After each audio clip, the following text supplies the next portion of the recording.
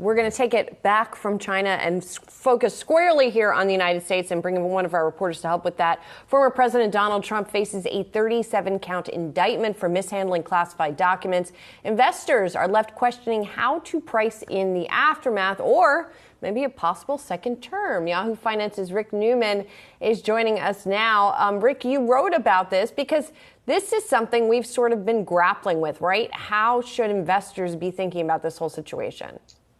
Right. Trump's legal problems don't affect markets right now, but look at what's happening here. So he actually remains the Republican frontrunner. He says there's no way he's pulling out of the race, no matter what happens with any of these charges or these different legal cases against him. And his approval ratings actually went up a little bit among Republicans, according to polls conducted after those charges were revealed last Friday. So let's say Trump actually becomes the Republican nominee. Try to get your head around this one. So let's just talk about the federal case. That's one of what could be four legal cases.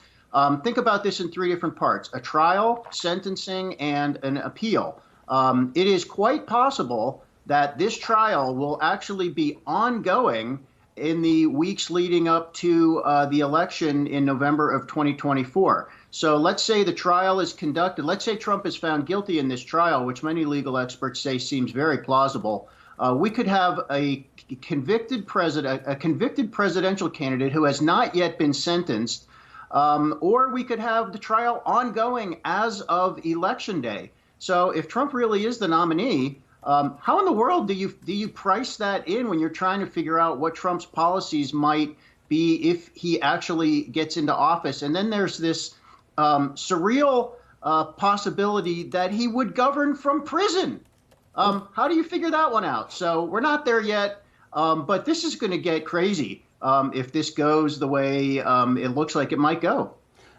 Rick, I guess for the best correlated kind of equity market asset that's out there that people would immediately annex to anything former President Trump, it's Digital World Acquisition Corp, I suppose. And shares of that, yeah, sure, they've been hit hard over the course of the year, but we've seen some slippage even over the past month. Is anything that we see in activity for a ticker symbol that is closely annexed to the former president, is that applicable to anything else in the broader markets?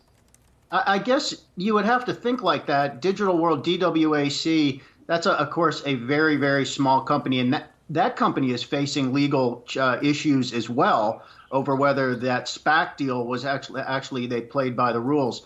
But I think if you go back to how the market had to think about Trump in 2016, that gives you some idea. So it was a surprise when Trump won in 2016. And just to remind people, what we saw in the market was on election night, after the markets had closed here in the United States, U.S. futures and overseas markets nosedived when it became apparent Trump was going to win. But then the day after, stocks actually went up because investors were like, oh, yeah, he wants to cut taxes. He wants to cut regulation. And at the same time, so investors like that, but they did not like what he was saying about trade wars and tariffs and protectionism. So I guess you would be thinking about that kind of stuff come Election Day 2024. But Trump also is talking about a few different things. Like one of the things he wants to do is slash the federal bureaucracy. I mean, like cut the federal workforce in half. He's angry at the federal workforce. He also is talking about stuff like let's stop aid to Ukraine. That would have massive implications